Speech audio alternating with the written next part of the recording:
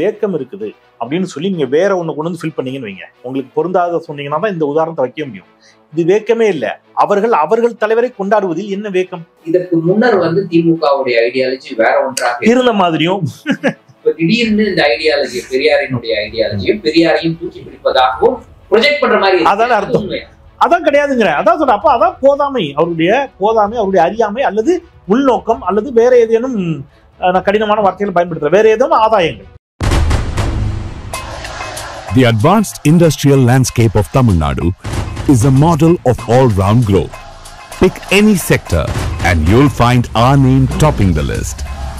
Tamil Nadu is among the top 10 automobile hubs in the world. Take electronics, heavy engineering, textiles, or footwear. We are global leaders in each sector.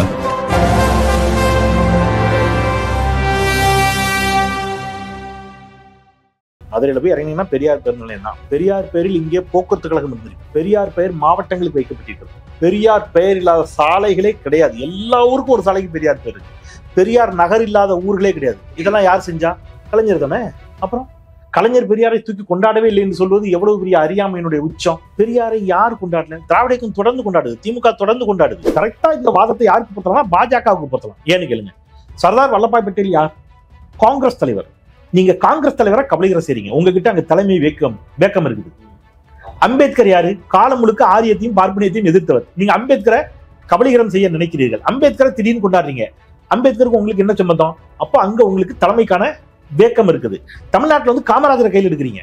இப்ப எம்ஜிஆர் கையில் எடுத்துருக்காங்க. இதுதான் real vacuum. பிஜேபியில vacuum இருக்குது. உனக்கும் எம்ஜிஆருக்கும் சம்பந்தம் கிடையாது. உனக்கும் காமராஜருக்கும் சம்பந்தம் கிடையாது. உனக்கும் பட்டேலுக்கும் சம்பந்தம் கிடையாது. உனக்கும் அம்பேத்கருக்கும் சம்பந்தம் கிடையாது. நீ இவங்களையே கபலீகரம் செய்வா என்று கேட்பதை விட்டுவிட்டு முதலமைச்சர் ஸ்டாலின் அவர்களுக்கு அன்பான வேண்டுகோள், இன்னும் அதிகமா கொண்டாடுங்க. இன்னும் பெருசா கொண்டாடுவோம். அவங்க அச்சப்படுற வரைக்கும் இன்னும் வேகமா நம்ம பெரியார் தூக்கி பிடிக்கும். 3 பேரும் ஒரு புள்ளியில் இணையறாங்க. இது RSS தான் இயக்குது. பாஜக தான் திட்டமிட்டே இயக்குது. என்னுடைய கேள்வி, பெரியாரை தூக்கி பிடிக்கிறார், அதனால் தமிழ்நாட்டுக்கு என்ன கேடு? அது மட்டும் சொல்லுங்க. அரண்சை நண்பர்களுக்கு வணக்கம். அரண்சை ஊடகம் சுயேட்சையாக இயங்குவதற்காகவே உருவாக்கப்பட்டது. நாம் செய்கிற வேலை உண்மையிலேயே மக்களுக்காக செய்கிறோம் என்பதை நீங்கள் நம்பினால், வாய்ப்பு இருந்தால் இந்த ரேசர் பே QR கோடுக்குள்ளே நீங்கள் அதை ஸ்கேன் பண்ணி எங்களுக்கு உங்களால் இயன்றதை விருப்பம் இருந்தால் ஆதரவு தெரிவிக்கலாம். வணக்கம், இது அரண்சை நாட்காசி. இன்று நம்மோடு பத்திரிகையாளர் செந்தில்வேல் இணைந்திருக்கின்றார். அவரை வரவேற்கிறோம். வணக்கம். பெரியாரை பற்றி திமுக அதிகமாக பேச வேண்டிய தேவை எழுந்திருக்கின்றது. ஏன்னா திமுக இன்னைக்கு தலைமையில ஒரு வெற்றிடம் ஏற்பட்டிருக்கின்றது, கொள்கையில ஒரு வெற்றிடம் ஏற்பட்டிருக்கின்றது. அதனால அவங்களுக்கு வேற வழியே தெரியல, பெரியாரை தூக்கி பிடித்து இன்னைக்கு பேசிக்கிட்டு இருக்காங்க அப்படின்னு ஒரு கருத்தை மூத்த பத்திரிகையாளர்கள் பேச நம்மால் கேட்க முடிகிறது. இன்னும் பலரும் பல தளங்கள்ல இதை பத்தி பேசிக்கிட்டு இருக்காங்க. உண்மையிலேயே பெரியாரை இதற்கு முன்னாடி இருந்த திமுக தலைவர்கள் இந்த அளவுக்கு பெருசா பேசலையா? அந்த கேள்வி எழுது. இப்ப இருக்கக்கூடிய தலைமை உண்மையிலேயே அவர்களை தாண்டி அதிகமாக தூக்கி பிடித்து பேச வேண்டிய தேவையில் இருக்கிறார்களா? இந்த காரணத்தின் அடிப்படையில் அப்படி யாரேனும் ஒரு வாதம் வைத்திருப்பார்கள் என்று சொன்னால் அவர்கள் அறியாமையின் உச்சத்தில் இருக்கிறார்கள் அப்படின்னு அர்த்தம். வேக்கம் இருக்குது அப்படின்னு சொல்லி நீங்க வேற ஒண்ணு கொண்டு வந்து ஃபில் பண்ணீங்கன்னு வைங்க, உங்களுக்கு பொருந்தாத சொன்னீங்கன்னா தான் இந்த உதாரணத்தை வைக்க முடியும். இது வேக்கமே இல்லை. அவர்கள் தலைவரை கொண்டாடுவதில் என்ன வேக்கம்? எங்க இருந்து வந்து வேக்கம்? வரல ஒண்ணும். தமிழ்நாட்டில் இதற்கு முன்பு சீமான் உள்ளிட்டவர்கள் வைக்கிற குற்றச்சாட்டு என்ன? எல்லாத்துக்கும் பெரியார் பேர் தான் வைப்பீங்களா? இங்கே பெரியார் பேரில் பேருந்து நிலையங்கள் ஏராளம் இருக்கின்றன. மதுரையில போய் இறங்கினீங்கன்னா பெரியார் பேருந்து நிலையம் தான். பெரியார் பெயரில் இங்கே போக்குவரத்து கழகம் இருந்திருக்கிறது. பெரியார் பெயர் மாவட்டங்களுக்கு வைக்கப்பட்டிருக்கிறது. பெரியார் பெயர் இல்லாத சாலைகளே கிடையாது. எல்லா ஊருக்கும் ஒரு சாலைக்கு பெரியார் பேர் இருக்கு. பெரியார் நகர் இல்லாத ஊர்களே கிடையாது. இதெல்லாம் யார் செஞ்சா? கலைஞர் தானே. அப்புறம் கலைஞர் பெரியாரை தூக்கி கொண்டாடவே இல்லை என்று சொல்வது எவ்வளவு பெரிய அறியாமையினுடைய உச்சம். பெரியாரை யார் கொண்டாடல? திராவிட இயக்கம் தொடர்ந்து கொண்டாடுது, திமுக தொடர்ந்து கொண்டாடுது. கலைஞர் ஒரு சுயம்பு. அவர் பெரியாரை இன்னொரு தலைவரை கொண்டாட வேண்டிய தேவை இல்லை, அப்படியாக அவர் இருந்தார். மஞ்சக்காமாலைக்கு ஒரு விதமான மருந்து தேவை, மலேரியான ஒரு விதமான மருந்து தேவை, கொரோனாவுக்கு வேற விதமான மருந்து தேவை. காலம்தான் தீர்மானிக்கிறது நான் யாரை கையில் எடுத்து சண்டை செய்ய வேண்டும் அப்படிங்கிறது. கலைஞர் இருந்த காலகட்டத்தில், காமராஜர் இருந்த காலகட்டத்தில், ஜெயலலிதா இருந்த காலகட்டத்தில், எம்ஜிஆர் இருந்த காலகட்டத்தில் இந்திய அரசியல் சூழல் இப்படி இருந்துச்சா? இன்னைக்கு இந்திய அரசியல் சூழல் என்னவாக இருக்கிறது? அப்ப நான் யாரை கையில் எடுத்து அடிக்க வேண்டிய தேவை இருக்குது? இன்னைக்கு இந்திய அரசியல் சூழல் என்ன? இன்னைக்கு ஒரு மாநிலத்துல CAA அமல்படுத்திட்டாங்க. இதை பத்தி இங்க பேசுற மூத்த பத்திரிகையாளர்கள் யாருக்கா கவலை இருக்குதா? பொது சிவில் சட்டத்தை நீங்க அமல்படுத்திட்டாங்க ஒரு மாநிலத்துல. பொது சிவில் சட்டம் அமல்படுத்தப்படுவதால் எவ்வளவு பெரிய சிக்கல்களை அந்த மாநில மக்கள் சந்திப்பாங்க. மிகப்பெரிய குழப்பமாயிடுமா இல்லையா? அப்போ இந்தியாவில் இந்த பாஜகவுடைய 10 ஆண்டு கால ஆட்சியில இந்தியா முற்றிலும் சிதைக்கப்பட்டிருக்கிறது. காஷ்மீருக்கான சிறப்பு அந்த திணிக்கப்பட்டிருக்கிறது, பொது சிவில் சட்டம் கொண்டு வரப்பட்டிருக்கிறது, சிஏஏ திணிக்கப்பட்டிருக்கிறது, நீட்டினால் நம்முடைய மாநில உரிமையை பறிக்கப்பட்டு கல்வி பறிக்கப்பட்டிருக்கிறது, மின்சார உரிமைகள் பறிக்கப்பட்டிருக்கின்றன. நீங்க ஒட்டுமொத்தமா நாட் ஒன்லி தமிழ்நாடு, அத்துணை மாநிலங்களுடைய உரிமைகளும் சிதைக்கப்படுகின்றன, இடஒதுக்கீடு பறிக்கப்படுகிறது. இப்போ இது எல்லாம் நடக்கும்டா, இப்படித்தாண்டா அவர் பண்ணுவாங்க, இதை எடுத்து சண்டை போடணும்னு ஒருத்தன் சொல்லிட்டு போனால, அது யாரு? அப்ப அவரை தானே நான் கையில் எடுக்கணும். அப்ப அவரை கையில் எடுக்கிறாரு. இப்ப நீங்க சொல்றதை நான் சரியா புரிஞ்சுக்கிறேன் அப்படின்னா, இந்தியாவில இப்போ ஒரு பாசிச அபாயம் உருவாகி இருக்கு. அந்த பாசிச அபாயத்தை எதிர்ப்பதற்கு யாரை இன்னைக்கு அதிகமா தூக்கி பிடிக்க வேண்டிய தேவை இருக்கு அப்படின்றத புரிந்து கொண்டு திமுக இதை செய்து அப்படின்னு சொல்றீங்க. ஆனா அவங்களை பொறுத்த வரைக்கும், இப்படியாக பேசக்கூடியவர்களை பொறுத்த வரைக்கும் இந்தியாவில பாசிச அபாயமே இல்லைன்னு அதான் சொல்ற, அறியாமைன்னு சொல்லிட்டாங்க. அப்ப உங்களுக்கு ஒரு நோக்கம் இருக்கிற, எது பாசிச அபாயம் இல்லைன்னு சொன்னா சிஏஏ பாசிச அபாயம் இல்லையா? பாஜக பாசிஸ்ட் கட்சியே கிடையாதுன்றாங்க. அதுக்கப்புறம் அவங்ககிட்ட முறையாட முடியாதுல்ல. நீங்க பெரியார் சொன்னதான் ஞாபகம். மானமுள்ள 1000 பேருடன் சண்டை போடலாம், மானமில்லாதவரோட போய் சண்டை போட முடியாத இடத்துக்கு தான் வர முடியும். நான் என்ன சொல்றேன் அப்படின்னா, எது பாசிச அபாயம் இல்லை? நான் இப்படி கேட்கிறேன். 5 மாத கர்ப்பிணியை பாலியல் வல்லுறவு செய்து அவர் கையில் இருக்கக்கூடிய 3 வயது குழந்தையை பிடுங்கி தரையில் இருக்கக்கூடிய கல்லில் அடிச்சு கொன்னு கூட்டு பாலியல் வல்லுறவு செய்கிறார்கள் பில்கிஸ் பானுவர். அந்த கொடூர குற்றவாளிகளை இந்தியாவினுடைய 75வது சுதந்திர தினத்தன்று பாஜக விடுதலை செய்கிறது. இதுவே பெரும் பாசிசம், கொடுமை. அதை விட கொடுமை, அவங்களை ஏன் விடுதலை செஞ்சீங்க அப்படின்னு சொல்லி அந்த விடுதலை செய்வதற்காக அமைக்கப்பட்ட கமிட்டியில் இருக்கக்கூடிய ஒரு பாஜக எம்எல்ஏட்ட ஒரு செய்தியாளர் கேட்கிறார். அவர்கள் எல்லாம் ரொம்ப நல்லவர்கள், அவர்களை தவறாக தண்டித்து விட்டார்கள் அப்படின்னு சொல்றாரு. எப்படி அவர்களை நல்லவர்கள் என்று சொல்லுகிறீர்கள் என்று சொல்லுகின்ற பொழுது, because they are all Brahmins என்று சொல்கிறார். இது பாசிசம் இல்லையா? பிராமணர்கள் என்பதாலேயே அவர்கள் நல்லவர்கள், அவர்களை நாம் எப்படி தண்டிக்கலாம் அப்படின்னு கேட்கிற அந்த கோர்ட்டு கொந்தளிக்குது. இது பாசிசம் இல்லையா? அப்ப நீங்க பிராமணர்கள் என்பதாலேயே ஒரு சலுகை அப்படின்னு ஒருத்தனை இவ்வளவு பெரிய கொடும் குற்றவாளியை நீங்க விடுதலை செய்கின்ற பொழுது, அதற்கு எதிராக நான் சண்டை செய்யறதுக்கு ஆரியத்தை காலம் காலமாக எதிர்த்த திராவிட சித்தாந்தத்தை தானே நான் கையில் எடுத்துட்டு வர முடியும். பெரியாரை தான் நான் கையில் எடுத்துட்டு வர முடியும். நீங்க முதலாளித்துவத்தை எதிர்ப்பதற்கு கம்யூனிசம் இல்லையா, ஆரியத்தை எதிர்ப்பதற்கு திராவிடம். இங்க ஒவ்வொன்றுக்கும் ஒரு ஐடியாலஜி இருக்குது இல்ல. அதை நான் யாரை எதிர்க்கிறேன், என் எதிரி யார், எதிரி எவ்வளவு வலுவாக இருக்கிறான் என்பதை பொறுத்துதான் நான் என்னுடைய ஆயுதம் எதுங்கிறத தீர்மானிக்க முடியும். அப்போ இன்னைக்கு இந்தியா மிகப்பெரிய பேராபத்தில் இருக்கிறது. பாஜக ஆட்சி காலத்துல மாநிலங்களுடைய அனைத்து உரிமைகளும் பறிக்கப்படுகிறது என்று வருகின்ற பொழுது, ஸ்டாலின் அவர்கள், தமிழ்நாடு முதலமைச்சர்கள் உள்ளபடி நான் பாராட்டுகிறேன், வாழ்த்துகிறேன். மிக தீர்க்கமாக தெளிவாக ஒரு ஐடியாலஜிக்கல் பாலிடிக்ஸ் எடுக்கிறார். இவங்களுக்கு சிக்கல் எங்க வருது நான் சொல்லட்டுமா? தலைவர்களை முன்னிறுத்தி செய்யக்கூடிய அரசியல் வருகின்ற பொழுது கலைஞர் மறைந்து விட்டார், ஜெயலலிதா மறைந்து விட்டார். நீங்க நான் இன்னைக்கு இருக்கக்கூடிய தலைவர்கள் எல்லாரும் ஒரு காலத்துல மறையத்தான் போறோம். அப்போ தலைவர்கள் மறைந்து கொண்டே இருப்பார்கள், ஐடியாலஜி மறையாது. அப்போ நான் போனாலும் எனக்கு அப்புறம் இந்த ஐடியாலஜி இந்த மண்ணில் நிக்கணும்டான்னு ஒரு தலைவர் நினைக்கிறான்ல, அவன் தான் தி ரியல் ஹீரோ. அந்த வேலையை இன்னைக்கு ஸ்டாலின் செய்யறாரு. எனக்கு அப்புறம் கட்சிக்கு யாரு, ஆட்சிக்கு யாருங்கிறதுலாம் அப்புறம். ஆனா நான் திராவிடியன் ஸ்டாக் அப்படின்னு சொல்றாருல, இது இந்த திராவிடம்ங்கிறதாண்டா அந்த மண்ணுல 75 வருஷமா நிப்பாட்டிட்டோம், இன்னும் நிப்பாட்டுவோம் நினைக்கிறது இருக்குல்ல. இப்ப இவங்களுக்கு ஒரு பதட்டம், பயம் வருது. இப்போ திமுக பாயிண்ட் பண்ற அந்த வார்த்தையே சுட்டி காட்ட பேசுறாங்க. அது இந்த திராவிடியன் ஸ்டாக். அண்ணாட்ட போய் கேளுங்க. நீங்க தமிழியன் ஸ்டாக்னு சொல்லலாம் சார். ஹெச்ராஜா உள்ள வருவாரு. நான் எப்படி எக்ஸ்க்ளூட் பண்றது சார்? எனக்கு கொஞ்சம் பேரை எக்ஸ்க்ளூட் பண்ணணும் சார். ஏன்னா அவன் என்ன எக்ஸ்க்ளூட் பண்ணியிருந்தான், அதனால குறைந்தபட்சம் அடையாளப்படுத்துவது. எக்ஸ்க்ளூட் பண்றதுன்னா நான் அந்த வட்டத்திற்குள் நான், அதாவது ஒரு மரபினமாக நான் என்ன அடையாளப்படுத்தணும். நான் என்னுடைய மரபினமாக நான் அடையாளப்படுத்திக்கிட்ட பொழுது சிவத்தம்பி இருக்கிறார். இத அரசியல் வார்த்தை, அது ஒரு மரபினம். அரசியல் வார்த்தைன்னா சும்மா நம்ம உருவாக்கிக்கிட்ட வார்த்தை இல்ல, அது ஒரு மரபினம் தானே சார். நீங்க மங்கோலிய மரபினம் இன்னைக்கு உலகம் முழுவதும் பரவி வாழ்கிறான். நீங்க சீனால இருக்கிறவங்க மங்கோலிய மரபினத்தினுடைய ஒரு நீட்சி தான், ஜப்பான்ல இருக்கணும் மங்கோலிய மரபினத்தினுடைய ஒரு நீட்சி தான். சிங்கப்பூர்ல கூட இருக்கிறாங்க. அவன் இனத்தால இன்னைக்கு யாரா இருப்பான்? மொழியாலே இனத்தாலே அவன் சிங்கப்பூரியன், இவன் சீனாக்காரன், அவன் ஜப்பான்காரன். பட் மரபினத்தின் அடிப்படையில் இவங்க எல்லாரும் யாரு?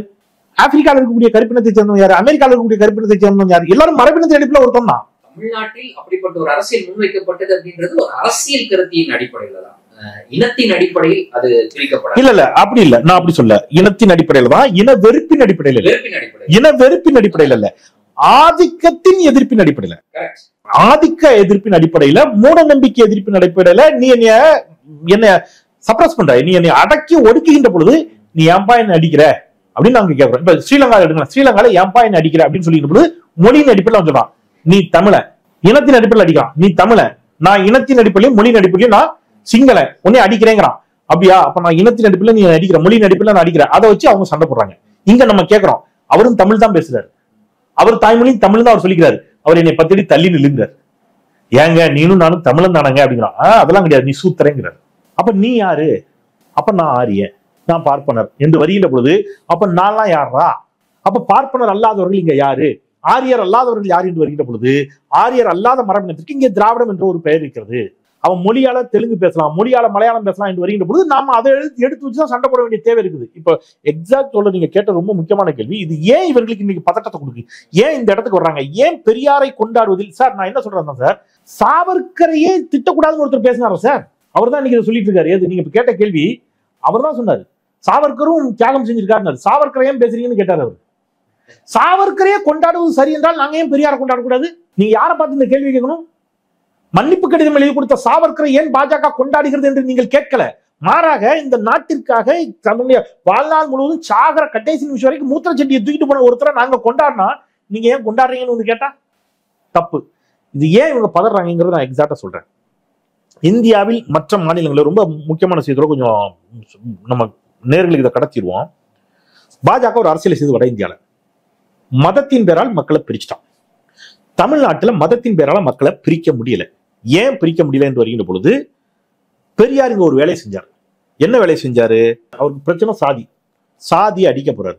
அடிக்க போகும்போது மதம் குறுக்க வருது. மதத்தை அடிக்க போறாரு, சாமி குறுக்க வருது. இவர் எல்லாத்தையும் தூக்கி போட்டு மிச்சிட்டார். அவருக்கு பிரச்சனை சாதி. சாதியை ஏற்றத்தாழ்வுகள் நீங்கணும் அப்படின்னு வருகின்ற பொழுது அவர் சாதியை அடிக்க போறாரு, மதம் குறுக்க வருது. மதத்தை அடிக்கிறாரு, மதத்தை காப்பாற்ற கடவுள் குறுக்க வரும்போது கடவுளை போட்டு அடிச்சிட்டார். ரைட். இப்போ இங்க சபரிமலைக்கு போவாங்க, பழனி முருகன் கோயிலுக்கு போவாங்க. ஆனாலும் அவர்கள் பெரியாரை நேசிப்பார்கள். ஏன்னா என்னுடைய சாதிய ஏற்றத்தாழ்வுகளும் இழிவும் நீங்குவதற்கு இந்த கிழவன் பாடுபட்டு இருக்காண்டா அப்படிங்கிற புரிதல் அவங்களுக்கு வந்துடுச்சு. இப்போ பாஜக காலங்காலமா ஒரு பிளான போடுது. நார்த் இந்தியால நம்ம ஈஸியா மதத்தின் அடிப்படையில் பிரிச்சிட்டோம், தமிழ்நாட்டுக்குள்ள மதத்தின் அடிப்படையில் பிரிக்க முடியல. ஏன்னா சாதிய ஏற்றத்தாழ்வுகளை சுட்டி காட்டி பெரியார் ஒரு விழிப்புணர்வை ஏற்படுத்திட்டாரு. முதல்ல அப்ப நம்ம என்ன செய்வோம், சாதிய உணர்வு அவங்களுக்கு ஊட்டுவோம். ரிவர்ஸ் அந்த ஒர்க் ஆரம்பிச்சாங்க. பெரியார் செஞ்ச ஒர்க்கை இவங்க ரிவர்ஸ் ஆரம்பிச்சாங்க. முதல்ல போய் மதத்தை காப்பாற்ற முடியாது தமிழ்நாட்டுல, முதல்ல சாதியை காப்பாத்துவோம். சாதியை காப்பாத்திட்டோம்னா மதத்தை காப்பாத்திடலாம். மதத்தை காப்பாத்திட்டா என்னுடைய ஹிந்துத்துவ கொள்கைகளை இங்க நிலைநிறுத்தி இஸ்லாமிய வெறுப்பு கிறிஸ்தவ வெறுப்பை கட்டமைச்சு மக்களை பிளவுபடுத்தி நான் இங்க என்ன செய்யலாம், குளிர்காயலாம் என்பது RSS பாஜகவுடைய நீண்ட நாள் திட்டம். இந்த திட்டத்துக்கு தடையா இருக்கிறது பெரியார். என்ன நடக்குதுன்னா, ஸ்டாலின் அவர்கள் ஒரு வேலையை செஞ்சுட்டே இருக்காரு. வெஸ்ட் பெங்கால் முதலமைச்சரோட பேசுகிறார், கேரள முதலமைச்சரோட பேசுகிறார், மற்ற மாநில முதலமைச்சரோட பேசுகிறார். இவர்கள் எல்லோரும் இன்னைக்கு இந்த வாட்டி இந்தியா கூட்டணின்னு ஒண்ணு கட்டிச்சு பாருங்க. இந்த இந்தியா கூட்டணியை கட்டி அந்த கயிறு இருக்குல்ல, அது இதுதான் பெரியார். அதனாலதான் இன்னைக்கு ராகுல் காந்தி ஆரிய எதிர்ப்பு பேசுறாரு, பார்ப்பனிய எதிர்ப்பு பேசுறாரு. அப்ப நம்ம பிறப்பின் அடிப்படையில் யாரையும் எதிர்க்கலைங்கிறது அடையாளம் இது. பிறப்பின் அடிப்படையில் ஆதரித்தால் நம்ம நரேந்திர மோடியை தான் ஆதரிக்கணும். பிறப்பின் அடிப்படையில் எதிர்த்தா நம்ம ராகுல் காந்தியை தான் எதிர்க்கணும். நம்ம அப்படி பார்க்கல. பிறப்பின் அடிப்படையில் அல்ல பிரச்சனை, ஐடியாலஜிக்கல் அடிப்படையில். அப்ப ராகுல் காந்தி இன்னைக்கு அந்த இடத்துக்கு வந்துட்டார். அதனால சாதிவாரி கணக்கெடுப்பு கேட்கிறார். அப்ப இவங்களுக்கு என்ன பதட்டம் வருதுன்னா, எல்லா மாநில மக்களையும் ஒருங்கிணைக்கிற இடத்துக்கு இவங்க நகர்றாங்க. ஐடியாலஜிக்கலா ஆரியத்தை அடிக்கிறாங்க. இவங்க வெறும் பாஜகவை மட்டும் அடிச்சா இங்க இருக்கக்கூடிய யாருக்கும் பிரச்சனை இல்லை தோழர், யாருக்கும் பிரச்சனை இல்லை.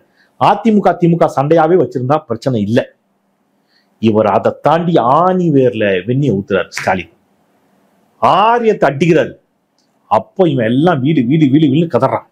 என்னடா இது, வெறும் வந்தாரு ஏதோ திமுக அதிமுக அரசியல் பண்ணுவாரு, பாஜக ஒழிகன்னு பண்ணுவாருன்னு பார்த்தா இவர் திருப்பி எங்க விழிக்கிறாரு, ஆணி வேற ஆட்டுறாரு. என்னடா பண்றதுங்கிற இறக்கூடிய சத்தம் தான் இது. அப்ப என்ன செய்யறாங்க, இது எல்லாத்தையும் கட்டுற கயிறு ஏறு பெரியார்.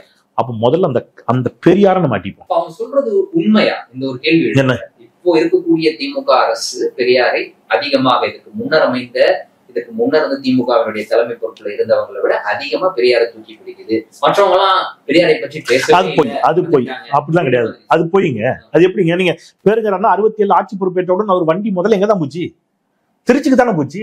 பெரியார் எவ்வளவு கழிவு ஊத்திருக்காரு திமுக தலைவர்களையும். ஆனாலும் அவர்களுக்கு யார் தான் தலைவர், பெரியார் தானே தலைவர். பெரியார் மறைகின்ற வரை தலைவர் நாற்காலி திமுக காலியா தானே வைக்கப்பட்டிருந்துச்சு. வண்டி எடுத்துட்டு அவர் ராஜாஜியை பார்க்க போல இல்ல, நேரா திருச்சிக்கு தானே போனாரு. பெரியாரின் காலடியில் தானே தன்னுடைய ஆட்சியை சமர்ப்பித்தாரு. அப்ப பெரியார் கண்ட கனவுகளை நனவாக்க வேண்டும் என்று ஆரம்பிச்சுதான் சுயமரியாதை திருமண சட்டம், தமிழ்நாட்டுக்கு தமிழ்நாடு என்று பேர், இதெல்லாத்தையும் அரசியலாக்கியது யாரு, இதெல்லாம் கொண்டு வந்து சாதிச்சு காட்டியது யாரு. அப்ப இந்த இயக்கங்கள் தானே. அப்ப பெரியார் எல்லா காலத்திலும் கொண்டாடப்பட்டிருக்கிறார். இப்ப கலைஞரோட இது நின்று போகும் என்று இவர்கள் நினைத்தார்கள். ஸ்டாலின் இன்னும் அதிகமாக கொண்டாடுறாரு. அதான் இவங்களுக்கு பிரச்சனை. இன்னும் அதிகமாக ஏன் சத்தமா சொல்ல வேண்டி இருக்குதுன்னு கேட்டீங்கன்னா, ஏன் இடம் இவ்வளவு நாள் வேலி விடாம இருந்தோம், இது ஏன் இடம்னு தெரியும், அது எவர இடம்பா அப்படின்னு தான் ஒரு போர்டு மட்டும் நட்டு வச்சிருந்தோம்.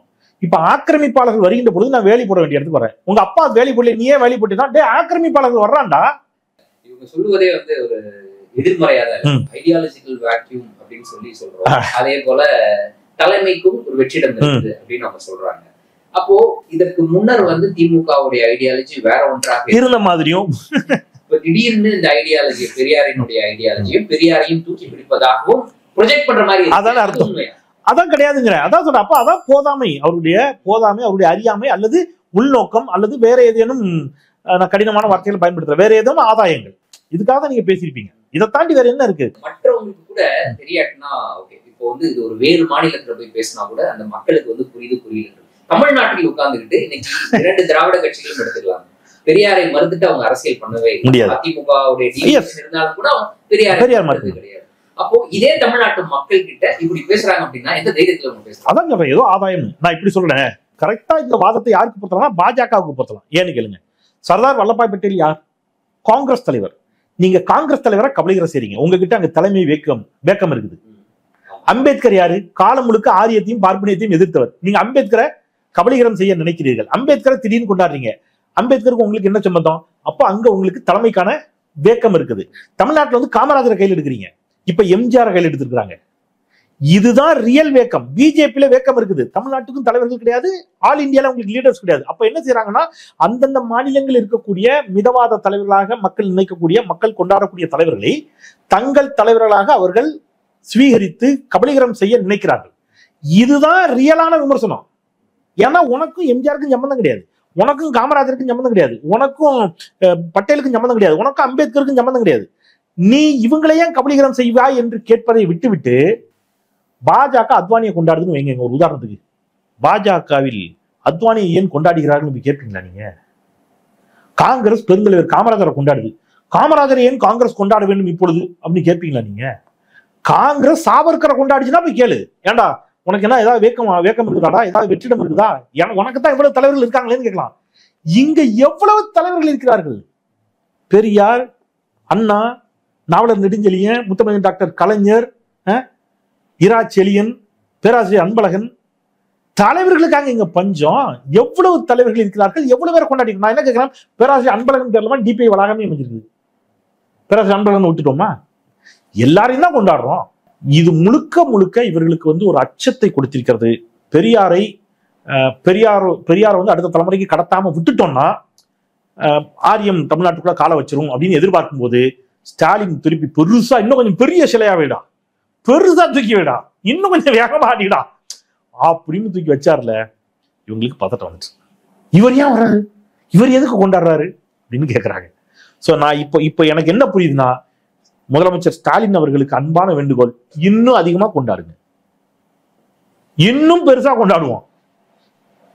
அவங்க வந்து அச்சப்படுற வரைக்கும் இன்னும் வேகமா நம்ம பெரியார் தூக்கி பிடிப்போம். இதற்கு முன்னர் வந்து பெரியாருக்கு இந்த அளவுக்கு திமுக மரியாதை கொடுக்கல அப்படின்றதுக்கு ஒரு விஷயத்தை சுட்டி காட்டுறாங்க.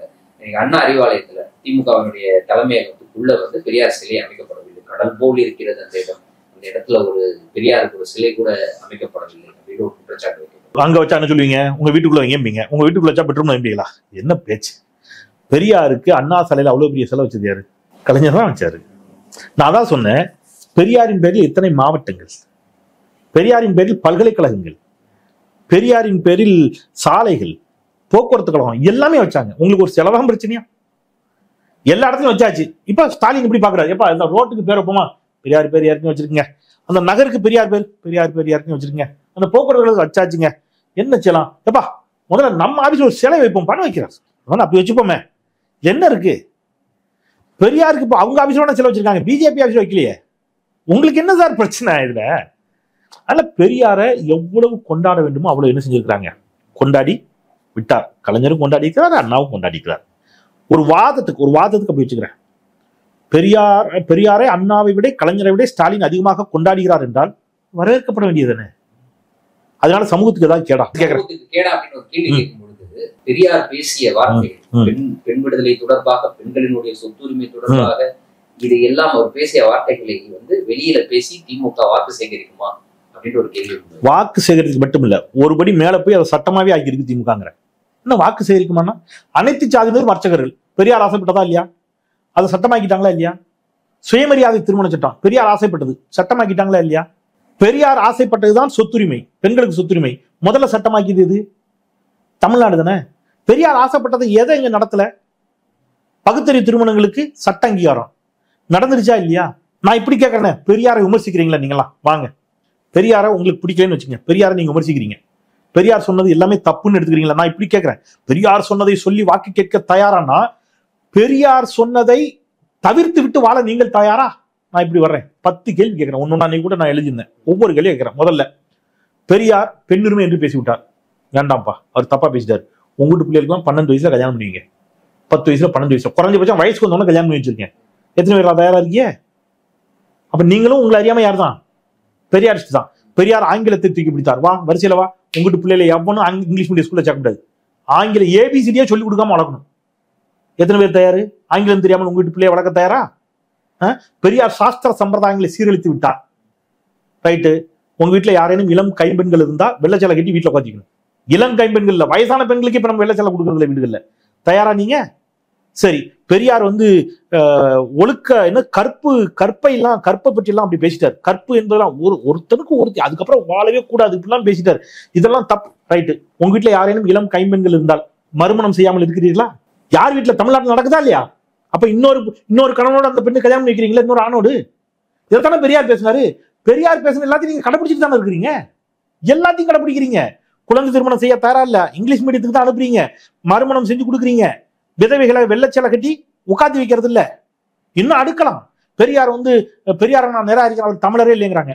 பெரியார் கொண்டு வந்த எழுத்து சீர்திருத்தத்தை நாங்க இனிமேல் செய்ய மாட்டோம். பழையபடி லானா நூனா நானாலாம் போட்டு தான் எழுதுவோம். எழுது பார்ப்போம், எவனுக்கு புரியுதுன்னு பார்ப்போம்.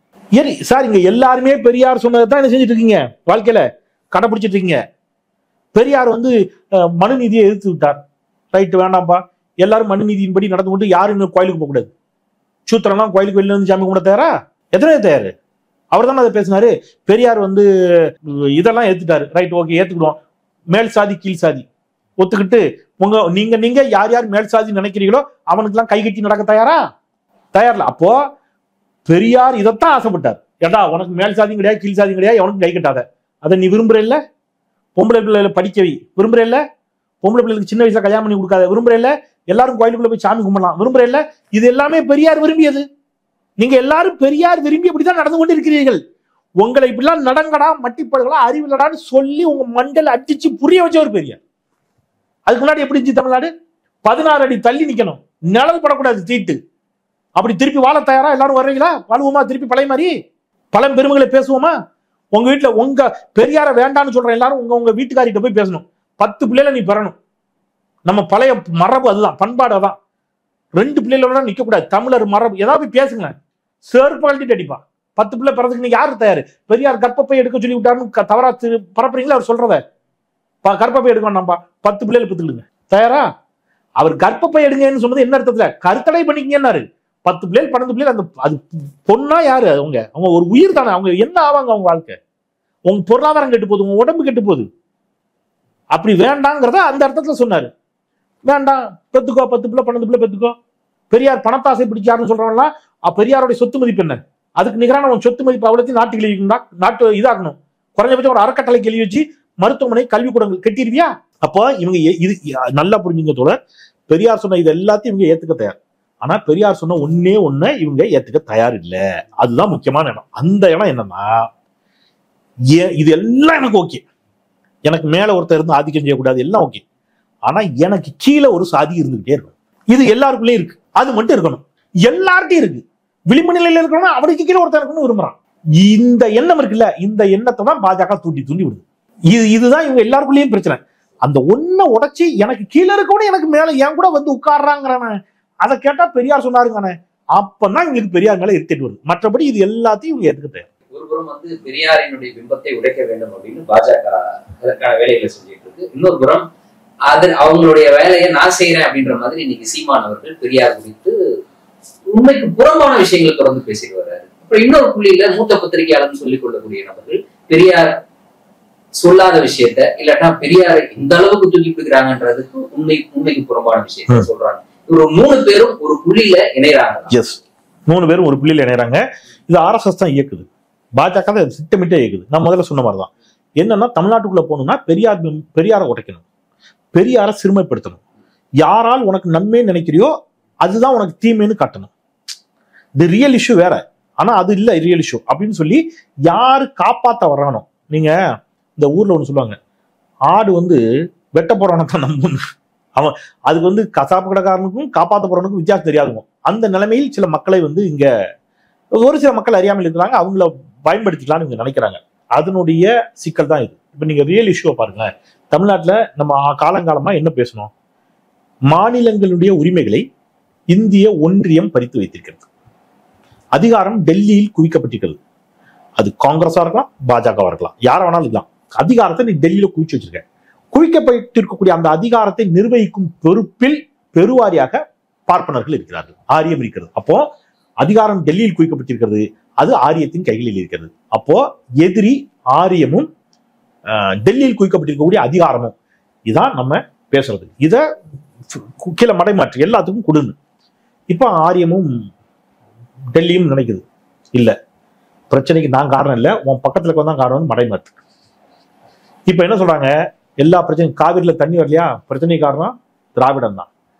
முல்லை பெரியாறுல பிரச்சனையா, பிரச்சனை காரணம் திராவிடம் தான். உன் வீட்டுல உனக்கு 2 நாளா ஒண்ணுக்கு வரலையா, அதுக்கும் காரணம் திராவிடம் தாங்கிற மாதிரி பிரச்சனையை கொண்டு எங்க நிப்பாட்டுறாங்க? டெல்லியிலிருந்து ஆரியத்திடமிருந்து மடை மாற்றி பிரச்சனைய திராவிடம் தான் பிரச்சனை, இந்த எல்லா பிரச்சனையும் காரணம் பெரியார்னு கொண்டு நிப்பாட்டுறாங்க. இதேதான் ஸ்ரீலங்கன் இஷ்யூக்கும். ஸ்ரீலங்கா பிரச்சனை காரணம் அங்க இருக்கக்கூடிய சிங்கள பேரினவாதம், அதெல்லாம் கிடையாது. ஸ்ரீலங்கா பிரச்சனை காரணமே திராவிடம் தான். ஸ்ரீலங்கா பிரச்சனைக்கு திராவிடத்துக்கு என்ன சம்பந்தம்? மொழி பிரச்சனையில பாருங்க, தமிழை விட தொன்மையான மொழி சமஸ்கிருதம்னு அவன் சொல்றான்.